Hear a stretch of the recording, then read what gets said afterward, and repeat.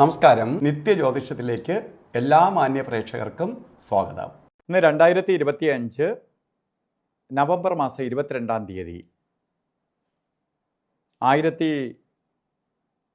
1201 ആണ്ട് വൃശ്ചിക മാസം 6-ാം തീയതി ശനിയാഴ്ച. ഇന്ന് ശനിയാഴ്ചയാണ്.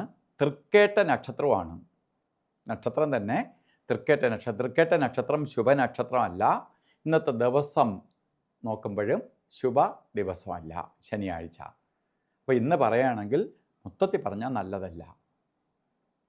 അപ്പോൾ ഇന്നത്തെ ദിവസം നമ്മൾ പ്രധാനമായിട്ട് ഒരു കാര്യങ്ങൾക്കും എടുക്കാതിരിക്കുക, അങ്ങനെ കൊണ്ടുപോകുക. ഇന്നത്തെ ദിവസം നമ്മൾ ഓരോ കാര്യങ്ങൾക്ക് ജോലിക്ക് പോകുന്നവരാണെങ്കിൽ ജോലി ചെയ്തിട്ട് ഇനി വരിക, അവിടെ കൂടുതലായിട്ട് ഒരു കാര്യത്തിൽ ഇടപെടാതിരിക്കുക, നമ്മളിൽ നിക്ഷിപ്തമായ കാര്യങ്ങൾ ചെയ്തിട്ട് പോവുക, പുതിയ സംരംഭങ്ങളിൽ കൈവയ്ക്കാതിരിക്കുക, ആവശ്യമില്ലാത്ത കാര്യങ്ങൾ എന്തെങ്കിലും വന്നാൽ തന്നെ അങ്ങ് ഒഴിവാക്കി കളയുക. കാരണം അതിലൊക്കെ കൈവച്ചാൽ കൈപൊള്ളും. അപ്പോൾ അങ്ങനെ വരുന്ന ഒരു ദിവസം ആയതുകൊണ്ട് ശ്രദ്ധയോടുകൂടി പോകണം. ഏറ്റവും നമുക്ക് ശ്രദ്ധിക്കേണ്ടത്, ശരിക്കും വൃശ്ചിക മാസത്തിലെ തൃക്കേട്ട നക്ഷത്രം ബർത്ത്ഡേ ആയിട്ട് വന്നിട്ടുള്ളവർക്ക് ഒരു വർഷത്തെ ഫലത്തെ ചിന്തിക്കുമ്പോൾ വളരെ പേടിക്കേണ്ട ഒരു വർഷമാണ്. പലതരത്തിലുള്ള വിഷമസന്ധികൾ ഉണ്ടാകാൻ ഇടവരുന്ന ഒരു വർഷമാണ്. സാമ്പത്തിക തകർച്ച ഉണ്ടാവാം, ശാരീരിക തകർച്ച വരാം, മാനസിക തകർച്ച ഉണ്ടാവാം, കാര്യവിഘ്നം വരാം. ഇങ്ങനെ പലതരത്തിൽ നമ്മളെ വിഷമിപ്പിക്കുന്ന ഒരു വർഷമാണ് നമുക്ക് പ്രദാനം ചെയ്തു തന്നിരിക്കുന്നത്. അതുകൊണ്ട് വളരെ ശ്രദ്ധയോടുകൂടി പോവേണ്ട ഒരു വർഷമാണ് നമുക്കെന്ന് അറിയുക. സാമ്പത്തികമായും ശാരീരികമായും മാനസികമായും കാര്യതടസ്സമായിട്ടും നമ്മളെ വേദനിപ്പിക്കാം. അപ്പോൾ ഇതിനെ നമുക്ക് അതിജീവിച്ച് പോകാൻ വേണ്ടിയിട്ട് എന്ത് ചെയ്യണം? നമുക്ക് ശനിയെ തന്നെ പ്രീതിപ്പെടുത്തണം. കാരണം ശാസ്ത്രത്തിൽ തന്നെ പറയുന്നുണ്ട്, ശനിദേവനെ പോലെ ഗുണം ചെയ്യുന്ന ഒരാളില്ല, ശനിദേവനെ പോലെ വേദനിപ്പിക്കുന്ന ഒരു ഗ്രഹവും ഇല്ല. അപ്പോൾ ശനിദേവൻ തരും പോലെ ഒരു ഗ്രഹം തരത്തില്ല, ശനി ഒരാളിനെ ബുദ്ധിമുട്ടിക്കുന്നത് പോലെ ഒരു ഗ്രഹം ബുദ്ധിമുട്ടിക്കുകയില്ല. അപ്പോൾ ശനീശ്വരനെ അത്രയ്ക്ക് പ്രാർത്ഥിച്ചു കൊണ്ടുപോകണം.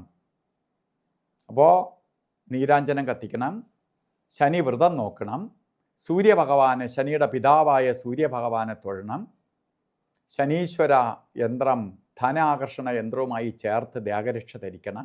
ഇതൊക്കെ ചെയ്തു പോയാൽ ഈ ശനിയുടെ ദോഷത്തിൽ നിന്ന് നമുക്ക് അതിജീവിച്ച് പോകാൻ സാധിക്കും. അതുപോലെ തന്നെ ശനിയുടെ ദോഷത്തിൽ നിന്ന് നമുക്ക് അതിജീവിച്ച് പോകാൻ സാധിക്കുന്നതിനൊപ്പം തന്നെ ദോഷ പരിഹാരാർത്ഥം ഇതൊക്കെ ചെയ്തു പോവുക. അതുപോലെ ഇന്ന് ഓരോ കാര്യത്തിന് ഇറങ്ങുമ്പോഴൊന്നും നല്ല ദിവസമല്ല എന്ന് ഞാൻ പറഞ്ഞു.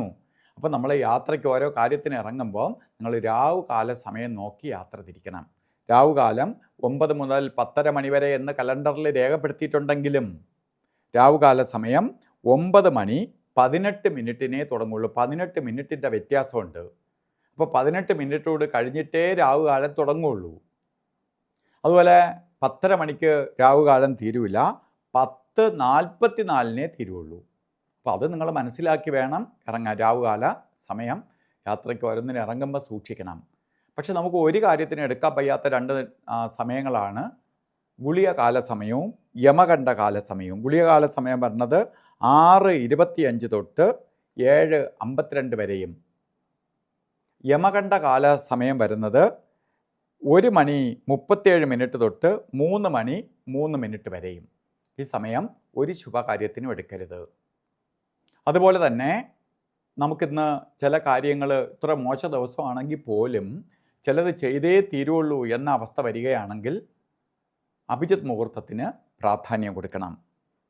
11:47 തൊട്ട് 12:35 വരെയാണ് അഭിജിത്ത് മുഹൂർത്ത സമയമെങ്കിലും ഇടയ്ക്കൊരു 4 മിനിറ്റ് നമുക്ക് അനുകൂലപ്രദമല്ല.